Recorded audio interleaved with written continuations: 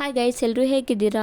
I hope ಎಲ್ಲರೂ ಚೆನ್ನಾಗಿದ್ದೀರಾ ಅಂದ್ಕೊಂಡಿದ್ದೀನಿ. ನಾನು ಇಲ್ಲಿ ಖುಷಿಯಾಗಿದ್ದೀನಿ. ಸೊ ಈ ಸತಿ ಬ್ಲಾಗ್ ಬಂದುಬಿಟ್ಟು ನಾನು ಮಂತ್ರಾಲಯ ಹೋಗಿದ್ದ ಬಗ್ಗೆ ನಾನು ವೀಡಿಯೋ ಮಾಡ್ತಾಯಿದ್ದೀನಿ. ಸೊ ಇದೇ ಥರ ವೀಡಿಯೋಸ್ಗೋಸ್ಕರ ನಾನು ಪ್ಲೀಸ್ ನನ್ನ ಪೇಜ್ನ ಸಬ್ಸ್ಕ್ರೈಬ್ ಮಾಡ್ಕೊಳ್ಳಿ. ಇದೇ ಥರ ನನಗೆ ಸಪೋರ್ಟ್ ಮಾಡ್ತಾಯಿರಿ. ಸೊ ಮಂತ್ರಾಲಯಕ್ಕೆ ನಾವು ಜರ್ನಿ ಸ್ಟಾರ್ಟ್ ಮಾಡಿದ್ದು ಫ್ರೈಡೇ ಅರೌಂಡ್ 4:35 ಆಗಿತ್ತು. ಸೊ ಅದಾದಮೇಲೆ ನಾವು ಮೊದಲೇ ರಿಸರ್ವೇಷನ್ ಮಾಡಿಸಿದ್ವಿ. ಮೆಜೆಸ್ಟಿಕ್ ಇಲ್ಲ ಶಾಂತಿನಗರಿಗೆ ಹೋಗಿ ರಿಸರ್ವೇಷನ್ ಮಾಡ್ತಾರೆ, ₹20 ತೊಗೊತಾರೆ ಮತ್ತು ಆಧಾರ್ ಕಾರ್ಡ್ ಇರಬೇಕು ಗರ್ಲ್ಸ್ಗೆ. ಸೊ ಅದಾದಮೇಲೆ ಯಾಕೆ ರಿಸರ್ವೇಷನ್ ಮಾಡಿಸಿದಂತೆ ನಾವು ಸಾಟರ್ಡೇ ಬರೋಕ್ಕೆ ವಾಪಸ್ ಇದ್ದಿದ್ದು. ಸೊ ಈ ವೀಕೆಂಡ್ಸಲ್ಲಿ ತುಂಬ ರಶ್ ಇರುತ್ತೆ ಅಂತ ನಾವು ರಿಸರ್ವೇಷನ್ ಮಾಡಿಸಿದ್ವಿ.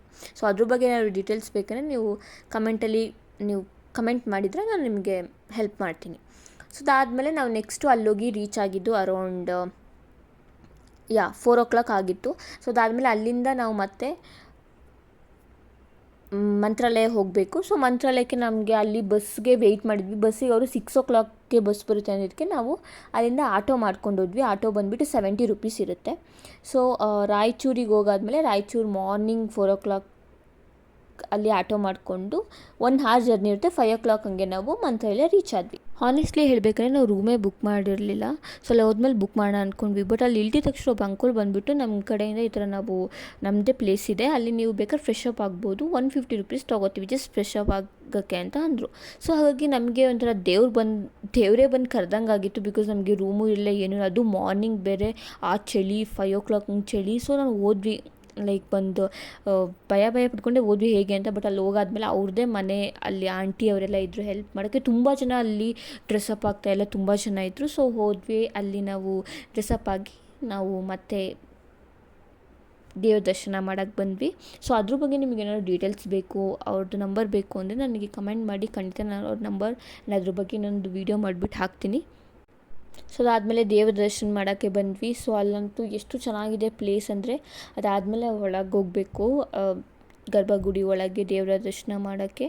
ಸೊ ಅದಾದಮೇಲೆ ಅಲ್ಲಿ ತುಂಬ ಲೈಕ್ ಈ ಥರ ಲೈನ್ಸ್ ಇರುತ್ತೆ. ಸೊ ಬಟ್ ಅದೇ ನಮಗೆ ಅಲ್ಲಿ ಮಾರ್ನಿಂಗ್ ನಾವು 6:17 ಲೈಕ್ ಆ ಥರ 6:15 ಹಂಗೆ ನಾವು ದರ್ಶನ ಮಾಡೋಕ್ಕೆ ಹೋಗಿದ್ದು. ಹಾಗಾಗಿ ತುಂಬ ಕ್ಯೂ ಇರಲಿಲ್ಲ, ರಶ್ ಕೂಡ ಇರಲಿಲ್ಲ. ಸೊ ಅದಾದಮೇಲೆ ಒಳಗೆ ಈ ಥರ ತುಂಬ ಚೆನ್ನಾಗಿದೆ. ಅಲ್ಲಿ ಪೀಸ್ ಅನಿಸುತ್ತೆ. ಲೈಫ್ ಟೈಮಲ್ಲಿ ಯಾರಾದರೂ ಒಬ್ಬರು ಒಂದ್ಸಲಿ ಹೋಗಲೇಬೇಕು, ಸ್ವರ್ಗದಂತೆ ಕಾಣುತ್ತೆ ಅಲ್ಲಿ. ಸೊ ಇದೇ ಅವ್ರಿನ್ನ ಏನು ಲೈಕ್ ದೇವರಿಗಿನ್ನ ಏನೂ ಅಲಂಕಾರ ಮಾಡಿರಲಿಲ್ಲ, ಬಿಕಾಸ್ ಅವಾಗ ತಾನೇ ಸ್ಟಾರ್ಟ್ ಆಗಿದೆ. ಸೊ ಅಲ್ಲಿ ಹೋಗುವಾಗ ಕ್ಯೂ ನೋಡಿದ್ರಲ್ಲ, ಅಲ್ಲಿ ಏನಕ್ಕೆ ಕ್ಯೂ ಅಂದರೆ ಇದೇ ಥರ ಇದನ್ನು ಕೊಡೋಕ್ಕೆ, ಮಂತ್ರಾಕ್ಷತೆ ಕೊಡೋಕ್ಕೆ. ಸೊ ಅದಾದಮೇಲೆ ಅಲ್ಲೇ ನಿಮಗೆ ರಾಯರ್ದು ಫೋಟೋಸ್ ಎಲ್ಲ ಇಟ್ಟಿದ್ದಾರೆ. ಸೊ ಅದು ನೋಡೋಕ್ಕೆ ಎಷ್ಟು ಚೆನ್ನಾಗಿ ಅನಿಸುತ್ತೆ ಅಂದರೆ, ಅಲ್ಲಿ ಫೋಟೋಸ್ ಆಗಿರ್ಬೋದು, ರಾಯರ್ದು ಕೂತಿರೋದು, ಆಮೇಲೆ ಅಲ್ಲಿ ಏನೇ ರಾಯರ್ದೆಲ್ಲ ಬಂದುಬಿಟ್ಟು ಆ ಫೋಟೋಸ್ ಎಲ್ಲ ಗೋಡೆ ಮೇಲೆಲ್ಲ ಹಾಕಿದ್ದಾರೆ. ಸೊ ಈ ಥರ ಎಲ್ಲ ಇಟ್ಟಿದ್ದಾರೆ. ಎಷ್ಟು ಚೆನ್ನಾಗಿ ಅನಿಸುತ್ತೆ ಅಂದರೆ ನೋಡಲಿಕ್ಕೆ. ಅದು ಒಂದೊಂದು ಮೂರ್ತಿ ಕೂಡ ತುಂಬ ಸುಂದರವಾಗಿದೆ. ಸೊ ಅದಾದಮೇಲೆ ನಾವು ಅಲ್ಲೇ ಸ್ವಲ್ಪ ಫೋಟೋಸ್ ಎಲ್ಲ ತಗೊಂಡ್ವಿ. ಸೊ ನೋಡಿ, ಎಲ್ಲ ನೋಡಿಬಿಟ್ಟು ಎಕ್ಸಾಕ್ಟ್ 7 ಆಗಿತ್ತು. ಅದಾದಮೇಲೆ ಔಟ್ಸೈಡ್ ಬಂದು ಅವಾಗ ತಾನೇ ಸನ್ರೈಸ್ ಆಗ್ತಾಯಿತ್ತು. ಸೊ ಆ ಮೂಮೆಂಟಲ್ಲಿ ಅಲ್ಲಂತೂ ಆವಾಗ ಫೋಟೋಸ್ ತಗೊಳಕ್ಕೆ, ಬಿಕಾಸ್ ಆ ಸನ್ರೈಸ್ ಆಗೋಕ್ಕೂ ಆ ಕಲರ್ಗೂ ತುಂಬ ಚೆನ್ನಾಗಿ ಸುಂದರವಾಗಿ ಕಾಣಿಸ್ತಾ ಇತ್ತು. ಲೈಫಲ್ಲಿ ನಿಜ ಒನ್ ಟೈಮ್ ಎಲ್ಲರೂ ವಿಸಿಟ್ ಮಾಡಲೇಬೇಕು, ಬಿಕಾಸ್ ಅಷ್ಟು ಚೆನ್ನಾಗಿ ಅನಿಸುತ್ತೆ. ಆ್ಯಂಡ್ ಯಾವತ್ತೇ ಆದರೂ ಏನೇ ಕಷ್ಟ ಬರಲಿ, ನೀವು ರಾಯರನ್ನ ನೆನೆಸ್ಕೊಂಡು ಹೋದರೆ ಯಾವತ್ತೂ ರಾಯರು ನಿಮ್ಮ ಕೈ ಬಿಡೋಲ್ಲ, ಕೊನೆವರೆಗೂ ನಿಮ್ಮ ಜೊತೆ ಇದ್ದೇ ಇರ್ತಾರೆ. ಅದಾದಮೇಲೆ ನಾವು ತಿಂಡಿ ಮಾಡೋಕ್ಕಂತ ಬಂದ್ವಿ. ತಿಂಡಿ ಮಾಡಿಬಿಟ್ಟು ಸೊ ಅದಾದಮೇಲೆ ಅಲ್ಲೇ ನಿಮಗೆ ಕರಿತಾ ಇರ್ತಾರೆ, ಪಂಚಮುಖಿ ಅಂತ ಹೇಳ್ಬಿಟ್ಟು. ಸೊ ಅಲ್ಲಿ ಅವರು ಒಬ್ಬೊಬ್ಬರಿಗೆ ಪರ್ ಪರ್ಸನಿಗೆ 200 ಕಾಸ್ಟ್ ಮಾಡ್ತಾರೆ.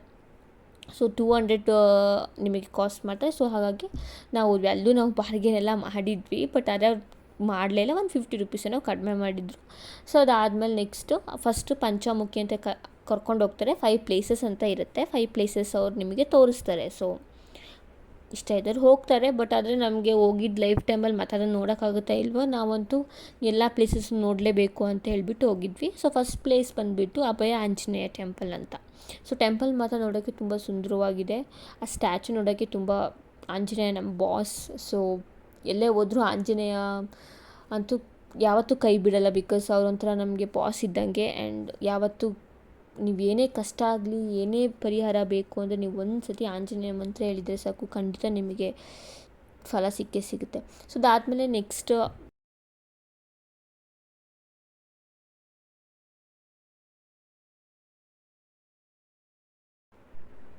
ಸೊ ನೆಕ್ಸ್ಟ್ ಬಂದುಬಿಟ್ಟು ತುಂಗಾಭದ್ರಾ ನದಿ ನೋಡ್ತಾ ಇದ್ದೀರ ನೀವೇ. ಸೊ ಅಲ್ಲಿ ಎಷ್ಟು ಚೆನ್ನಾಗಿ ಕಾಣಿಸ್ತಾ ಇದೆ ಅಂತ. ಇದು ಬಂದುಬಿಟ್ಟು ಬ್ರಿಡ್ಜ್. ಸೊ ಅಷ್ಟು ದೂರವರೆಗೂ ಬ್ರಿಡ್ಜ್ ಇದೆ.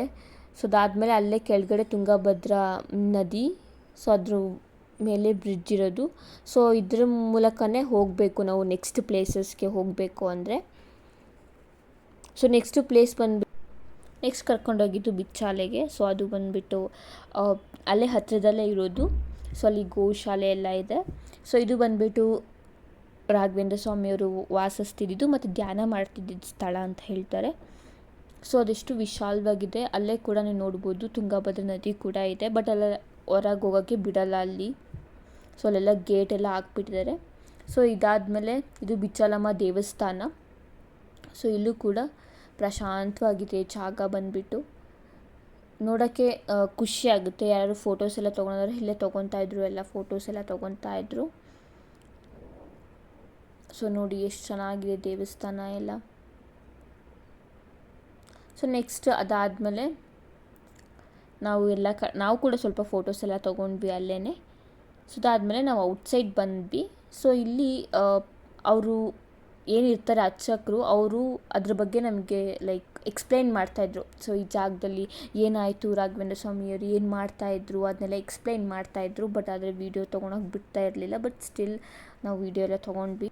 ಅದಾದಮೇಲೆ ಇಲ್ಲೂ ಕೂಡ ನಮಗೆ ಮಂತ್ರಾಕ್ಷತೆ ಕೊಟ್ಟರು. ಸೊ ಅದನ್ನು ನಾವು ಯಾವತ್ತೂ ಲೈಕ್ ನೆಲದ ಮೇಲೆ ಹಾಕಬಾರ್ದು ಅಂತ ಹೇಳ್ತಾಯಿದ್ರು.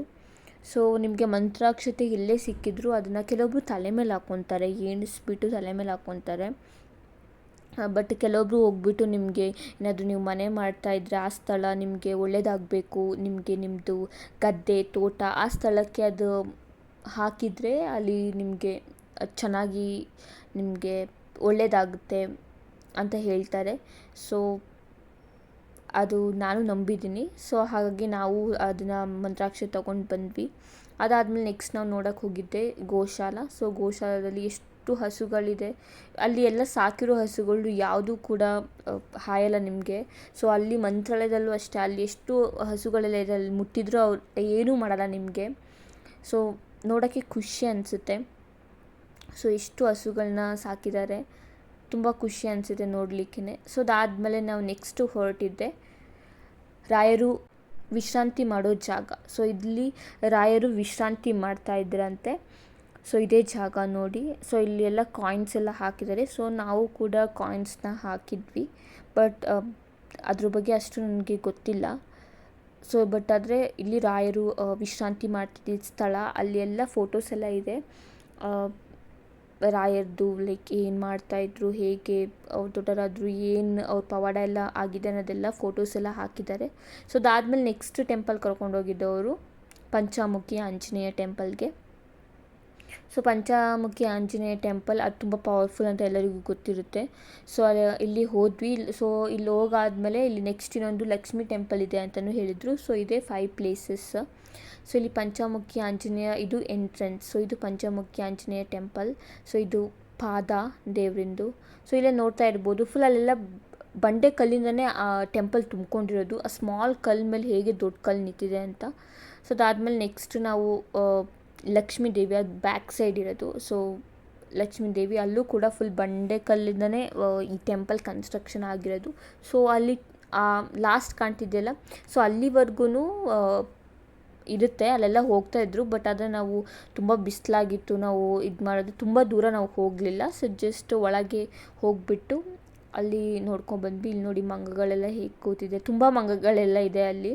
ಸೊ ಅದಾದಮೇಲೆ ಇದು ಬಂಡೆಕಲ್ಲು ನೋಡಿ, ಎಲ್ಲ ಫುಲ್ ಆ ಪ್ಲೇಸ್ ಇರೋದೇ ಬಂಡೆಕಲ್ಲಿಂದ ಇದಾಗಿರೋದು. ಬಟ್ ಪ್ಲೇಸ್ ಮಾತ್ರ ತುಂಬ ಚೆನ್ನಾಗಿದೆ, ಖುಷಿಯಾಗುತ್ತೆ ಅಲ್ಲಿ ಹೋಗ್ಬಿಟ್ಟು ಆ ದೇವ್ರನ್ನ ನೋಡೋಕ್ಕೆ. ಅದಾದಮೇಲೆ ನೆಕ್ಸ್ಟ್ ನಾವು ಬಂದ್ವಿ. ಅದಾದಮೇಲೆ ಪ್ರಸಾದ ಊಟ ಮಾಡಬೇಕು ಅಂತ.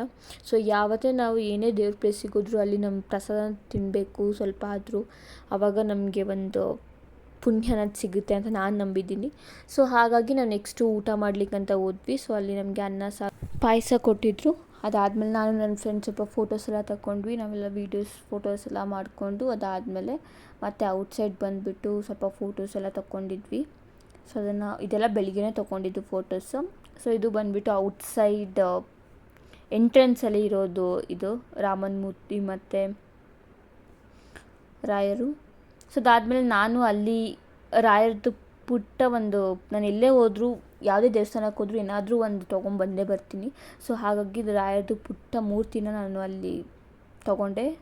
ಸೊ ಅದಾದಮೇಲೆ ಅಲ್ಲಿಂದ ಹೊರಟ್ಬಿಟ್ಟು ಲಗೇಜ್ ಇಟ್ಟಿದ್ದು ಅಂದರೆ ಅಲ್ಲೇ ಇಟ್ಟು ಬಂದಿದ್ದು ಲಗೇಜ್ನೆಲ್ಲ ಅದನ್ನೆಲ್ಲ ತೊಗೊಂಬಿಟ್ಟು, ಸೊ ಮತ್ತೆ ನಮ್ಮದು ಅಲ್ಲಿ ಅವ್ರು ಸ್ವಲ್ಪ ಅಂಕಲ್ ಆಂಟಿ ಎಲ್ಲ ಮಾತಾಡಿದ್ರು, ಅವ್ರ ಲೈಫ್ ಸ್ಟೈಲ್ ಅವ್ರದ್ದು ಏನೇನಾಗಿತ್ತು ಅದರಲ್ಲೆಲ್ಲ ತುಂಬ ಮಾತಾಡಿದ್ರು, ತುಂಬ ಕ್ಲೋಸ್ ಆದರೂ ಕೂಡ, ತುಂಬ ಚೆನ್ನಾಗಿ ಟ್ರೀಟ್ ಮಾಡಿದರು ಕೂಡ. ಅದಾದಮೇಲೆ ನಾವು ನೆಕ್ಸ್ಟ್ ಅಲ್ಲಿಂದ ಹೊರಟ್ವಿ. ಒಂದು 4 o'clock ಹಂಗೆ ಅಲ್ಲಿಂದ ಹೊರಟಿದ್ವಿ ಮಂತ್ರಾಲಯದಿಂದ ಮತ್ತು ರಾಯಚೂರು. ಸೊ ರಾಯಚೂರಿಗೆ ಅಲ್ಲಿಂದ ಬಸ್ ಇತ್ತು. 5 o'clock ನಮ್ದು ರಿಸರ್ವೇಷನ್ ಇತ್ತು, 5:30 ಹಾಗೆ. ಸೊ ಅದಾದಮೇಲೆ ಅಲ್ಲಿಂದ ಮತ್ತೆ ಹೊರಟ್ವಿ ಬೆಂಗಳೂರು ನೈಟ್ ಮಾರ್ನಿಂಗ್ ಇಲ್ಲಿಗೆ ಬರೋ ಥರ ಬೆಂಗಳೂರಿಗೆ. ಸೊ ಇದೇ ನಂದು ಮಂತ್ರಾಲಯದ್ದು ಜರ್ನಿ. ಸೊ ಅಲ್ಲಿಂದ ಹೊರಟ್ವಿ ರಾಯಚೂರು ಟು ಬ್ಯಾಂಗ್ಳೂರು ಮಾರ್ನಿಂಗ್, ಭಾನುವಾರ ಮಾರ್ನಿಂಗ್ ಬಂದುಬಿಟ್ಟು ರೀಚ್ ಆದ್ವಿ.